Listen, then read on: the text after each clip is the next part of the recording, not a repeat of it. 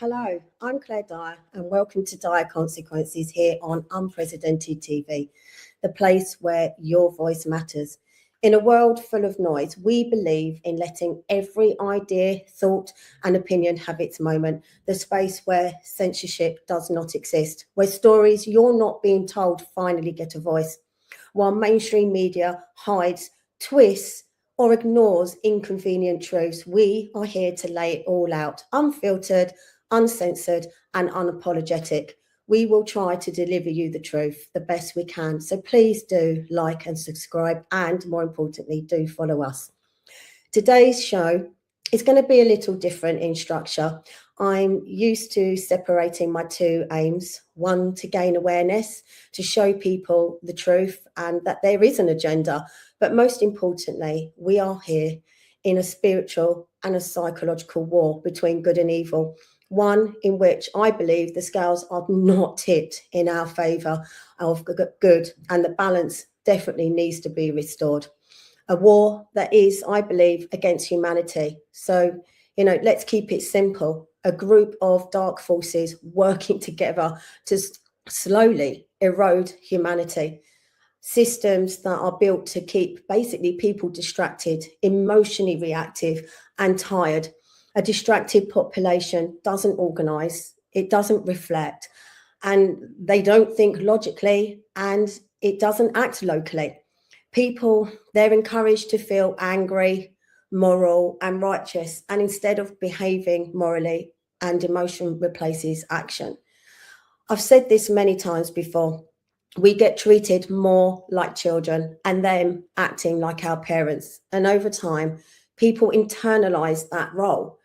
When everyone is put into groups and boxes, no shared we even exists. So collective responsibility, it just collapses. And everyone wants to belong somewhere. But through so many groups and boxes and labels and identities, everyone ultimately just becomes divided. After enough of these broken systems and empty promises, people just stop believing their actions matter anymore. I want to remind people of their humanity and to look into their heart and soul, because ultimately without this, we are, as a species, we're lost. The other part is campaigning and be physically proactive against certain aspects of this agenda. Fight the fight where necessary, where some of you will actually be used to me talking quite a lot here and there and highlighting issues, their acts, their policies currently going on and still being introduced. A lot of these are happening in my own village. We were all affected by COVID. We all suffered lockdowns. And for some of us, we felt coerced into taking a vaccine that was rushed through trials with no long-term data, whilst others, like myself, were ostracised from society for refusing, not being allowed to enter clubs, pubs, events, or even get on a plane to travel anywhere. We have been inflicted with ULEZ, a war against the motorists, but especially the poorer of society and vulnerable. Parking charges, the loss of amenities, poor public transport, banks closing, solar farms, battery farms, housing on greenbelt.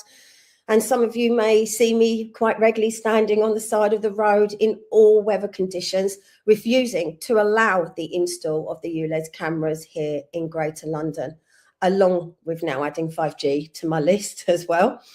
So, and also trying to hold local councils to account. Every local issue is actually, in fact, a national issue, and it is part of a global agenda. There are many people who are willing to stand up and be proactive. And I've been fortunate enough to actually have a good few honest and trusted people stand side by side with me to go into these battles. I don't voice my opinions on what's happening on a daily basis. As I've always said, and to myself, that if I have nothing to say, then I'm not saying anything at all, although some would disagree because I do talk a lot. But most recently, I stepped into a new role as a somewhat journalist come presenter, and it really wasn't easy at first, but by listening to my intuition, the show just found its own flow and its concept just came together naturally. My show's mantra slogan, if you like, is I give a voice to the voiceless, those that have no platform or social media presence and that mainstream media are just not interested in because it's not relevant or it's censored or it doesn't suit the political current climate. Those that have their own story to tell, something they have or are personally experiencing the issues they are currently facing, whether it be harm, trauma, abuse, wrongdoing, witnessing or being at the hands of misconduct within our public institutions. Some of these people are fighting for justice every day. They too, from their personal lived experiences, have dedicated themselves to standing up against injustice. So today, I feel in a world full of censorship, I'm continuing to fight against my own across all social media platforms. Fighting algorithms is hard. Getting the right hashtags or keywords right is just infuriating. And I absolutely hate technology with a passion, but it is a means to an end. And it is something that I struggle with quite a bit. And I think many of you will also actually relate to this. And it can sometimes feel literally like a job in itself. I am just one small voice out of many trying to stand up and say what is happening to us, the people, and it's wrong. And today I want to speak my own truth using my show, Dire Consequences, which was actually named by Lembit Opik, CEO of Unprecedented.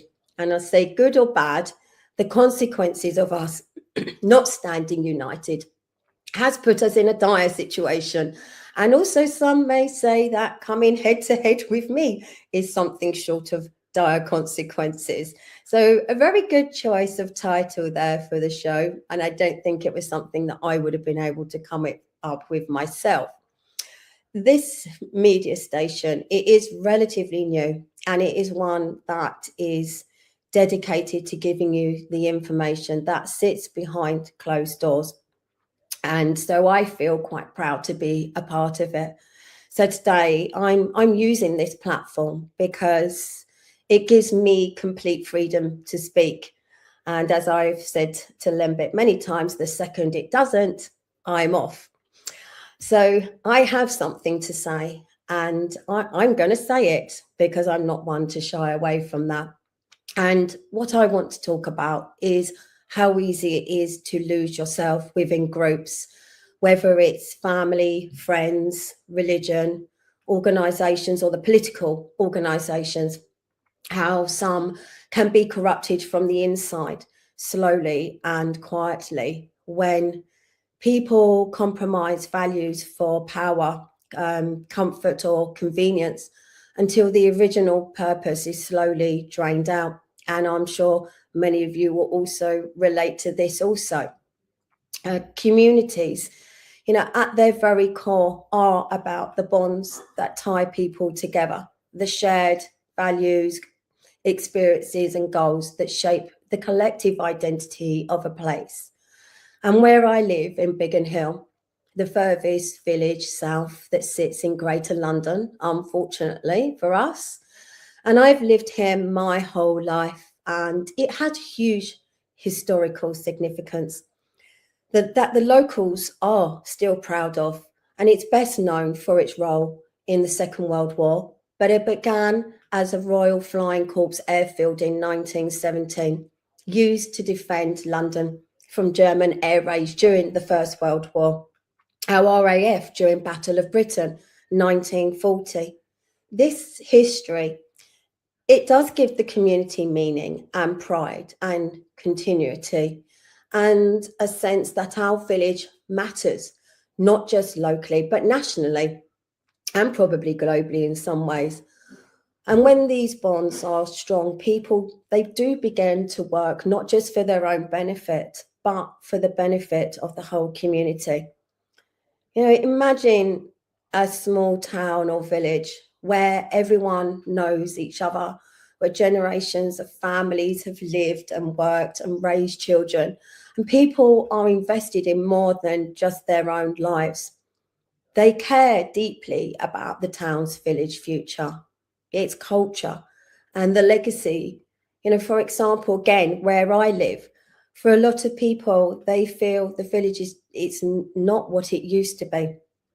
Crime rate is up, vandalism, antisocial behaviour, loss of independent businesses that were run by local people, poverty, extensive long-term roadworks, road closures that have literally become a joke, parking charges, extremely poor public transport, ULEZ, land grabs like housing developments, the solar battery farms on Greenbelt. I mean, you name it, there just seems to be a lot to moan about. And believe me, people are moaning. All of these things are literally making people's lives so stressful and therefore becoming more apathetic. But in order to move forward, it takes more than just individual effort.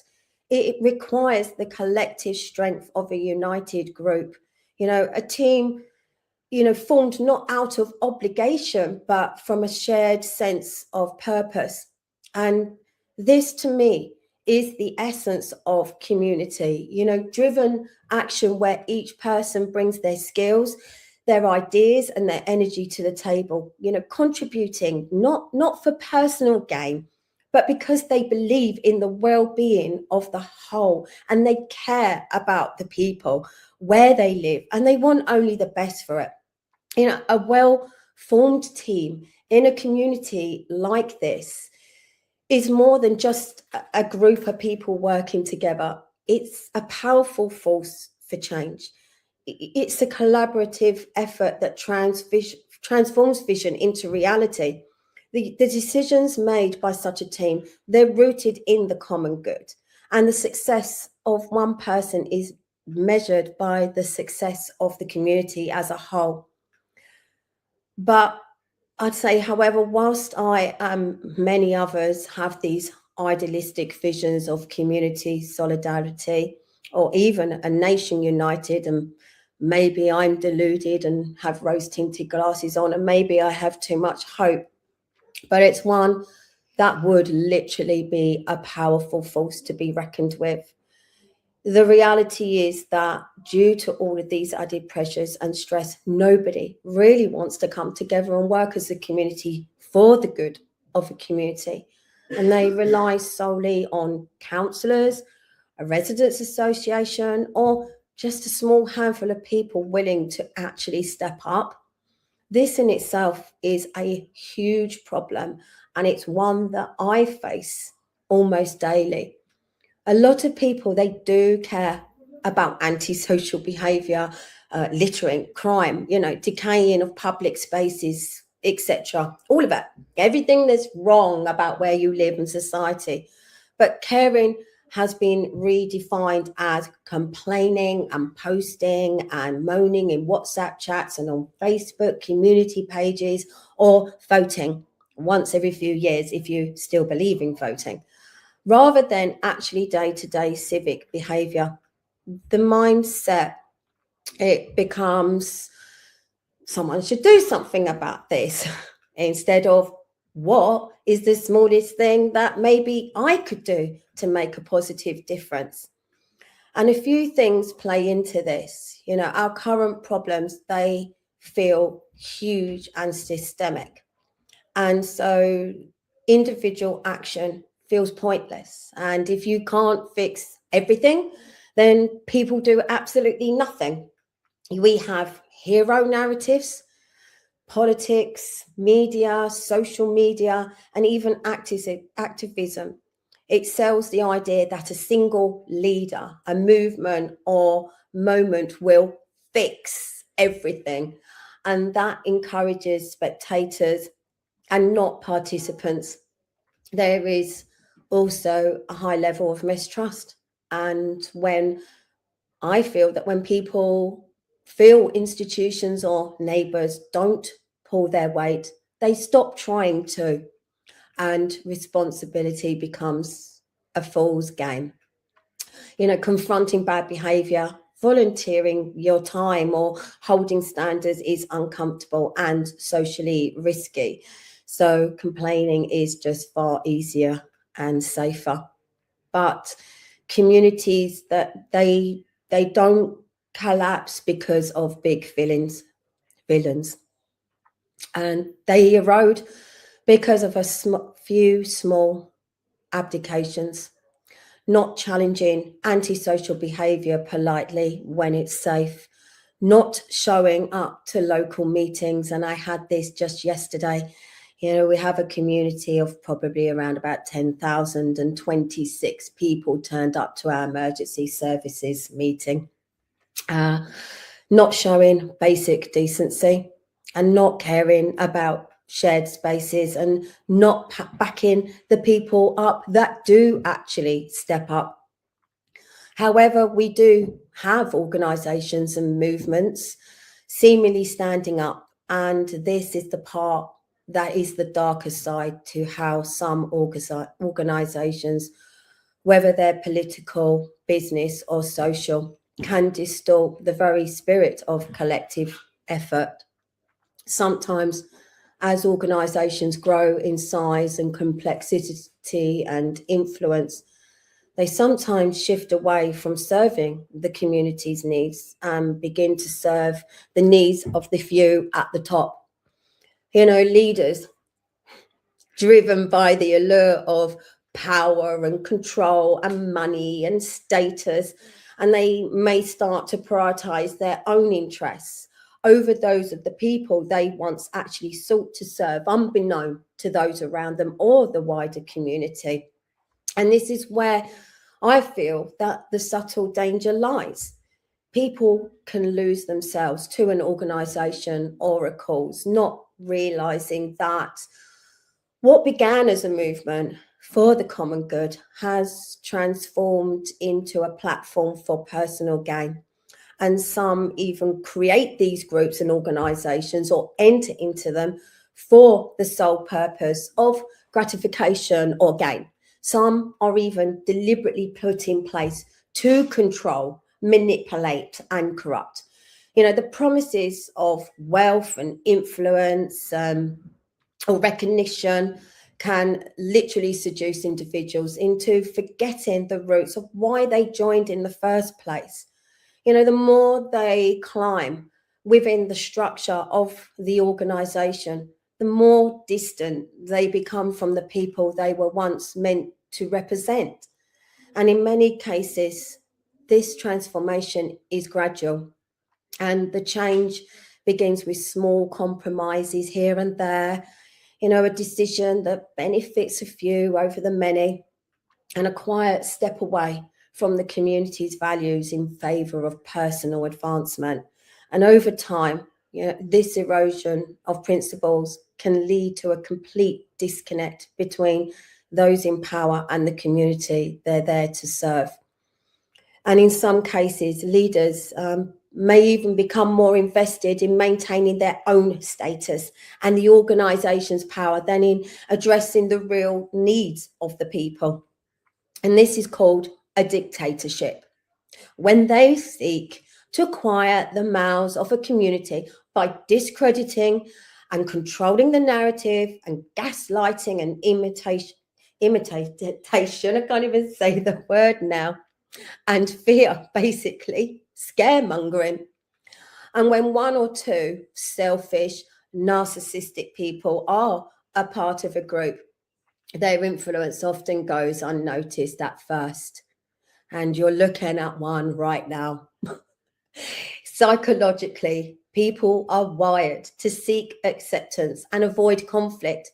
So the group just slowly adapts to whoever is the most demanding or confident.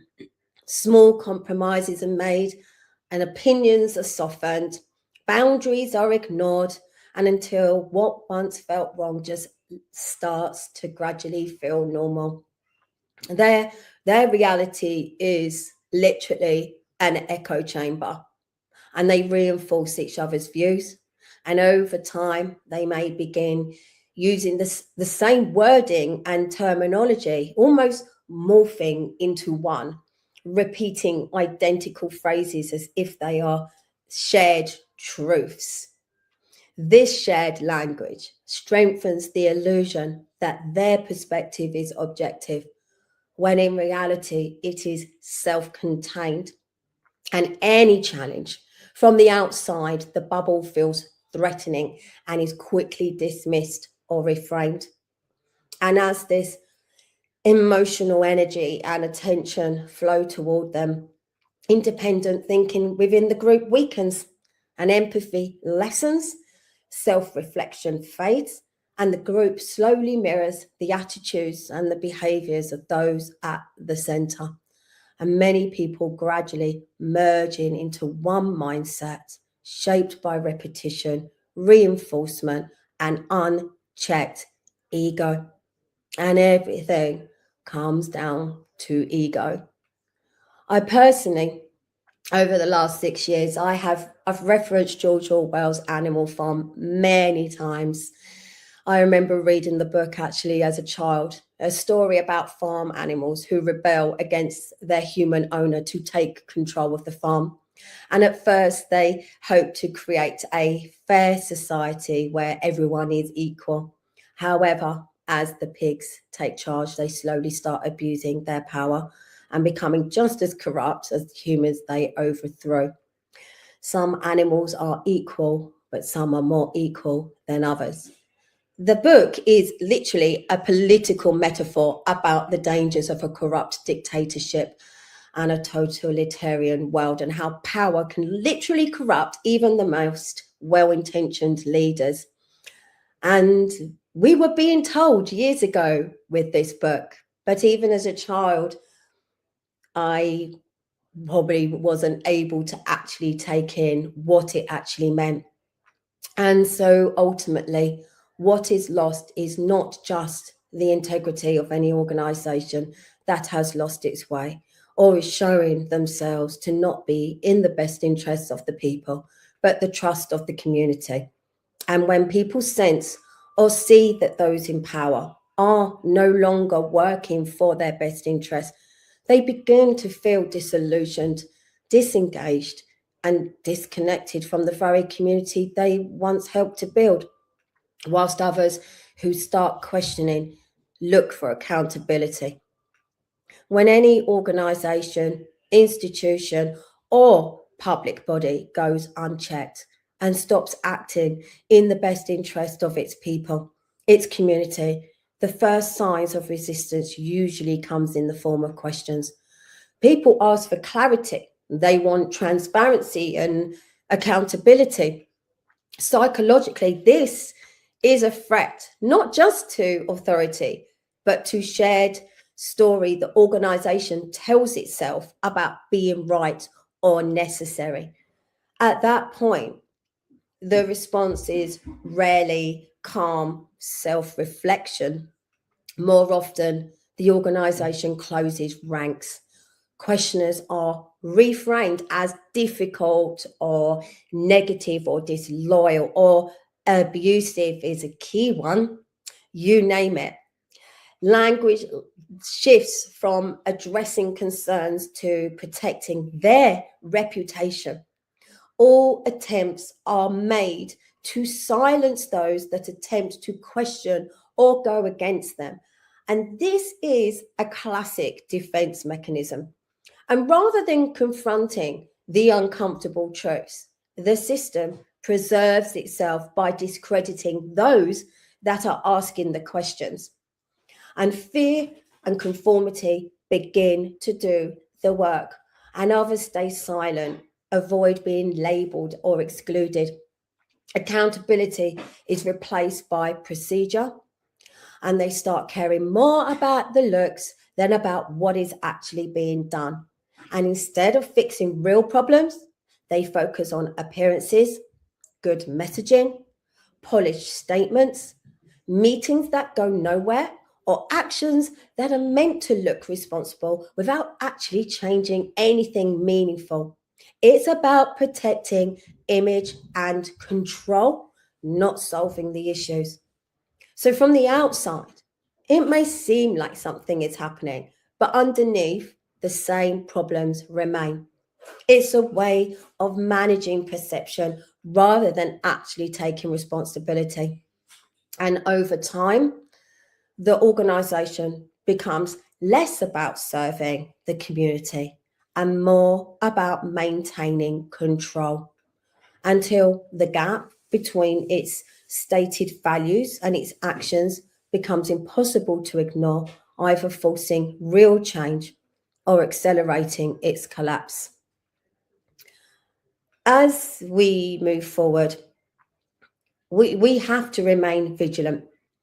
We cannot allow ourselves to get lost in the system, the matrix, the show, the game, to allow ourselves to be seduced by the promises of power or influence that often come with leadership within an organization or a cause. To be lost to admiration, fame, or money because they quietly rewrite who you're accountable to. It's not greed or ego at first, it's substitution. Admiration replaces self trust, fame replaces purpose, money replaces meaning. And because society celebrates all of these things, the loss looks like success from the outside. And to step away would mean disappointing people, losing status, admitting that you drifted. That's why many people and many organizations, institutions, and movements, they double down instead. And it's safer to stay lost than to grieve who you might have actually been.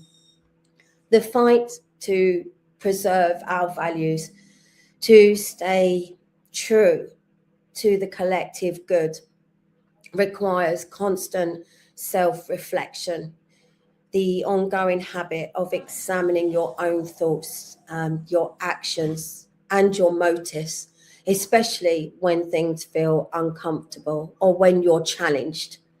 In layman's terms, it means regularly asking yourself, why did I react that way? What part did I play in this? Or could I even be wrong? We must always ask ourselves, why did we start this journey in the first place?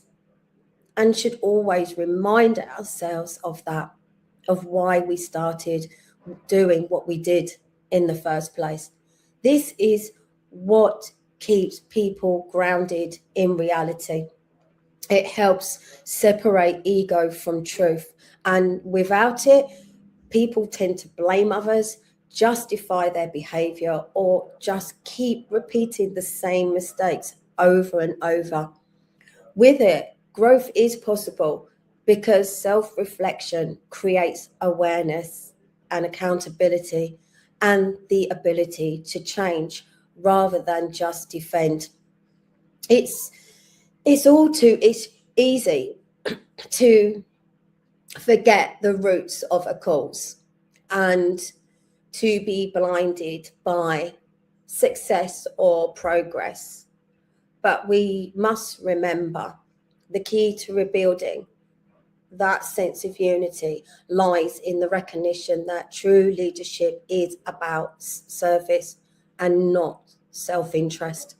And a real and healthy community and a healthy world and lasting change are not about personal gain, they are about the people, the values, and the shared vision that brings us together. It is not one person's job or goal to change things for the better. It's not down to one person to clear up another's mess. A truly effective team thrives when its members are grounded in shared values and transparency and a commitment to the common good. Power, when used correctly, should never be about control. It should be about empowering others and creating a space where the community, in all its diversity and complexity, can thrive. So, as I finish today's show, I want to remind us all that we are the stewards of our own communities. And it is down to each and every one of us, if we all care about the place we live, our homes, our neighbourhoods, our community, and this is our community's logo, and our country, that silence or indifference lets problems grow. Waiting for a saviour, whether it's political, cultural, or moral, lets people avoid the harder truth. No one is coming. No one person is coming to save us. It's just the ordinary people standing up and doing the unglamorous things consistently. The uncomfortable flip side by not doing this is that the community you get is, to a large extent, is one that the people collectively tolerate. Standards don't disappear overnight. They're quietly lowered because enforcing them feels awkward. And change doesn't happen by waiting for somebody else to come and fix things. It happens when people speak up, organize, and work together. When everyone takes even just a small part, asking questions, offering ideas, holding leaders or systems accountable, being proactive, the community, it becomes stronger. Individually, our impact might feel small, and I know that I feel like I'm fighting the small battles in a much bigger war. But collectively, if we all did this, consistent action, it can reshape the environment, the rules, and the culture for the better. And maybe I have too much hope, but that's what I believe. It's about turning concern into action and action into real lasting change. The fight, it's not just for us, but for those who come after us. And I hear so many people say this to me, that they're older now and they won't see this in their lifetime, but it's their children and it's their grandchildren. And it's our children, our grandchildren, and our great grandchildren, for the values we hope to leave behind. We must remain aware of the traps of power and self-interest, and we must never lose sight of what truly matters: the well-being of the collective, the voice of the voiceless, and the shared responsibility we all have in shaping the future. And it's only when we remain humble and self-aware and committed to serving others that a team, I feel, can truly reflect the heart of the community, working not for the benefit of a few, but for the well-being of all. Because once responsibility becomes somebody else's job, decline isn't a mystery of how did this even happen. It's simply just basic maths. So today wasn't about having all the answers, and I really don't have all the answers, other than I just feel that people need to step up and play their part, because we are all in this together. That's how I feel. It's about remembering that none of us are meant to figure things out alone. And humanity moves forward not because we agree on everything, but because we choose to listen, we choose to show up, and to care beyond ourselves. So I'm Claire Dyer, and this has been Dyer Conce's Good or bad, on unprecedented TV, where independent voices come together and real conversations are never going to be pushed aside. And together, by sharing our voices and working as a community, and I keep saying this, we have to work as communities. We may have a chance at making a real difference. And I truly do believe that, because then what else do we have? So please join us. And you can currently find us on YouTube and X. And please keep standing for truth and for each other. And I will see you again soon.